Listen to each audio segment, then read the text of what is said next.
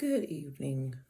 It has been quite a while since I've posted anything on YouTube, and that's simply because there are periods when I go through um, my hermit phase when I feel I need to pull away from social media altogether and focus on self growth, um, development and really embracing who I am as a being. And along this journey or within this process, I am learning not only a lot about myself, but what those things that we hold on to in the realms of love and relationship, you know, um, consistency, things of that sort. I am really seeing things from a totally different perspective, and the way that I'm able to see things from a totally different perspective is because I am doing what is called the shadow work. I continually do what is called the shadow work. Now, I've been doing that um, for about over a year now, a year or so now, and my growth continues. But what I am finding out about love, and as I spend time with myself, is that love in its truest form is not about possession. It's not about you're mine and I'm yours.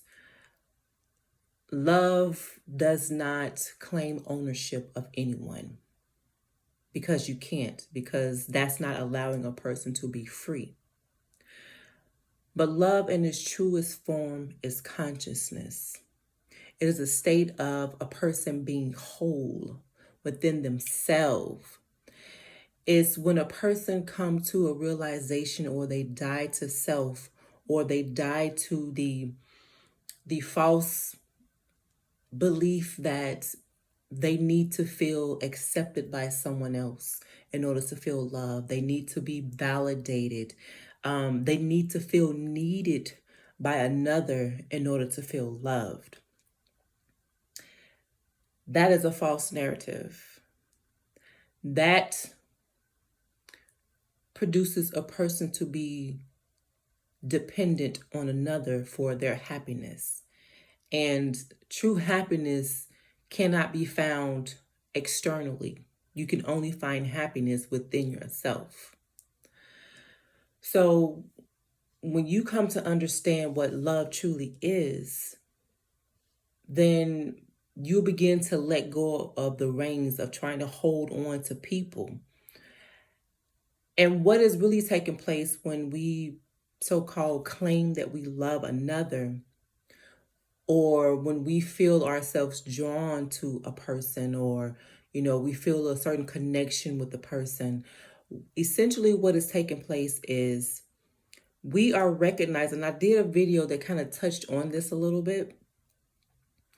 We are recognizing something deep within our being that this other person has, but because we have not done the work, we don't know how to access that part of ourself.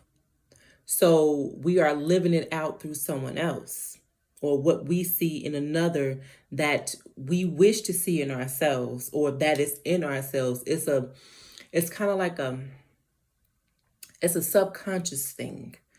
Um, it's like your inner man is knocking on the door, to say, let me out, or let me explore who I truly am. So when we're seeking for relationships, we're not truly seeking for love. What we're seeking is self-discovery. And that is the importance of being in relationships, because when you are in a relationship with someone, they tend to reflect, that thing in you that needs to be cultivated. Okay. Um, so when you come to that realization, when you've allowed yourself to go through the death of trying to, you know, please others and feel accepted, seek validation and attention, things of that sort. Once you die to that false reality and you take some time alone, this is the only way truly that you are going to find out who you truly are. This is the only way that you are going to truly be free and learn how to love another in its purest form, or in that pure form, is when you spend time alone. And that is the issue. No one wants to be alone. No one wants to face their shadow self. The parts of you that, and this is something that I had to actually look back even on some videos that I've made. And it's kind of interesting how my journey is it's like I'm doing a 360. I'm kind of getting back to some things in which I left. It's all connecting. Okay. Um so when you learn to embrace the dark and ugly sides of you, as well as the beautiful sides of yourself, when you learn to integrate those two aspects of your being, because we are dual. We have a dual nature. We have the good or the bad, the good and the bad. We have the light and the dark. Okay. Um, and that's just who we are. And of course, this started out in the beginning with our forefather and our mothers, um, Adam or Adam, which is consistent of Adam and Eve. It started out with them. Their purpose was to only experience good. That's all they knew.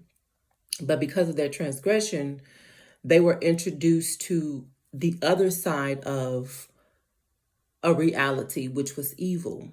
And because of that, that aspect of existence trickled on down throughout humanity. So now we have been awakened to good and evil, and that's who we are. So until we learn how to truly embrace both aspects of our being, we cannot fully be whole. And if we're not whole, we are unable to love another properly.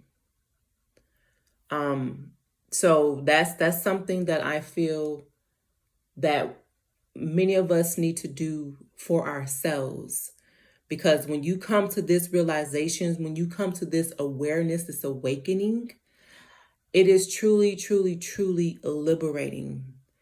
And it's like you don't feel pressure.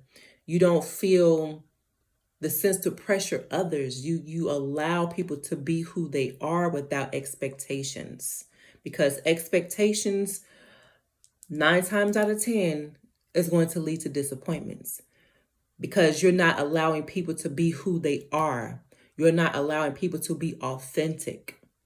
And that is why we're having so many issues within relationships, because everybody is in a place of trying to perform instead of just being present. We have to learn how to be present. In order for you to be present, you have to do the shadow work. You have to integrate the good and the bad, the inconsistency and the consistency.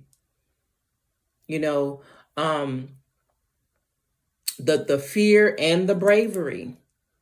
You know, the pain, the happiness, the joy, the sadness. It's everything that makes us who we are as human beings. But of course, society and religion that I'm coming to understand, and is it has put us in this box to say you can only be this way. But it's hard for us to be only one way.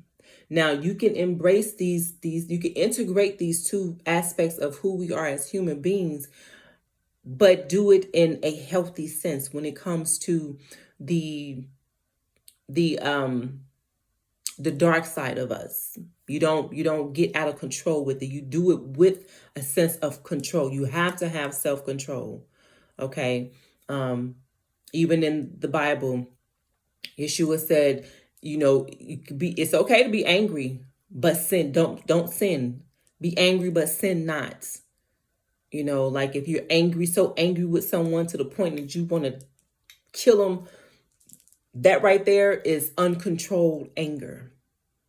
It's okay to have this emotion, but you have to learn how to control it and not allow it to control you. That's embracing that shadow part of yourself, if I'm making sense. So that's kind of something that I wanted to share with you guys. And I really encourage you to go on the journey.